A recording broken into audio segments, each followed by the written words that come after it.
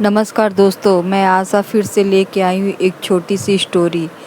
इस बार स्टोरी में है दो भाइयों की बंटवारे की कहानी। बंटवारे की दीवार। एक छोटे से गांव में रामलाल नाम का एक किसान रहता था। उसके दो बेटे थे, बड़ा बेटा मोहन और छोटा बेटा सोहन। दोनों की शादी हो चुकी थी और दोनों अपने अपने परिवार के साथ उसी पुश्तैनी घर में रहते थे। रामलाल की पत्नी का देहांत कई साल पहले हो चुका था। अब उसकी पूरी दुनिया उनके दोनों बेटे बहुएं और पोते पोतियों में थी। रामलाल ने अपनी ज़िंदगी खेतों में मेहनत करते हुए गुजार दी थी। उसके पास ज़्यादा ज़मीन नहीं थी, लेकिन जितनी भी थी उससे परिवार का गुजारा आराम से हो जाता था। दोनों भाई बचपन से एक दूसरे से बहुत प्यार करते थे।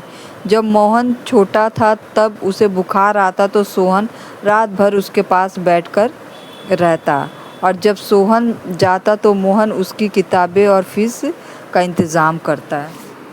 रामलाल अक्सर दोनों बेटों को देखकर कहा करता था, बेटा, ज़िंदगी में चाहे कितनी भी मुसीबत आ जाए, लेकिन एक दूसरे का साथ कभी मत छोड़ना। ज़मीन और पैसा इंसान के साथ नहीं जाते, लेकिन भाई का प्यार ज़िंदगी भर याद रहता है।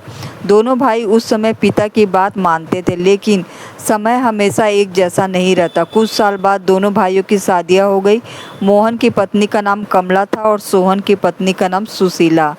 शुरुआत में दोनों बहुएं भी आपस में मिलजुल कर रहती थी, लेकिन धीरे धीरे दोनों छोटी छोटी बातों पर मनमुटाव होने लगा। एक दिन कमला ने कहा, हम दोनों परिवार एक ही रसोई में खाना बनाते हैं, लेकिन घर का खर्चा कौन कितना करता है इसका कोई हिसाब ही नहीं है। सुशीला को यह बात अच्छी नहीं लगी। उसने कहा, दीदी, अगर आपको लगता है कि हम आपका ज़्यादा खर्च करवा रहे हैं तो आप अलग खाना बना लिया करो। बस बात इतनी सी थी, लेकिन उस दिन के बाद दोनों के बीच दूरियां बढ़ने लगी। अब घर में पहले जैसी हंसी नहीं होती। मोहन और सोहन भी अपनी अपनी पत्नियों की बातें सुनकर एक दूसरे से नाराज़ रहने लगे।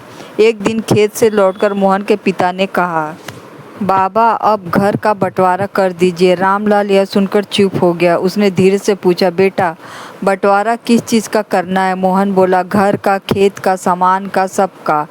रामलाल की आंखों में आंसू आ गए। उसने कहा, बेटा, जमीन बांट लोगे, घर बांट लोगे, सामान बांट लोगे, लेकिन क्या अपने बचपन को भी बांट लोगे? मोहन कुछ नहीं बोला, लेकिन अगले दिन गांव के कुछ बड़े बुजुर्ग को बुलाकर बंटवारे की बात शुरू कर दी।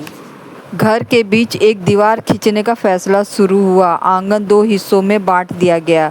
रसोई अलग हो गई। खेत का हिस्सा भी दोनों भाइयों के नाम कर दिया गया।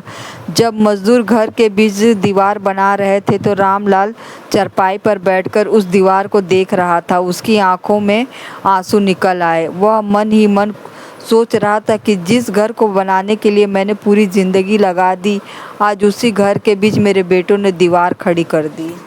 अब एक तरफ मोहन का परिवार था और दूसरी तरफ सोहन का। बच्चों को भी कह दिया गया कि वे एक दूसरे से हिस्से में नहीं जाएंगे, लेकिन बच्चे तो बच्चे थे, उन्हें क्या पता कि बड़ों की लड़ाई क्या होती है। एक दिन मोहन का छोटा बेटा खेलते खेलते दीवार के दूसरी तरफ चला गया। सोहन की बेटी उसे देखकर खुश हो गई। दोनों खेलने लगे। कमला ने यह देखा तो गुस्से में बोली, मैंने कहा था ना उस तरफ मत जाना। बच्चा डरकर वापस आ गया।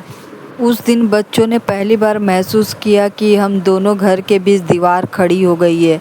दोनों भाई बहुत देर तक एक दूसरे को गले लगाकर रोते रहे। दीवार के उस पार खड़े रामलाल ने यह सब देखा। उसके चेहरे पर कई साल बाद मुस्कान आई। कुछ दिनों बाद रामलाल अचानक बहुत बीमार पड़ गया।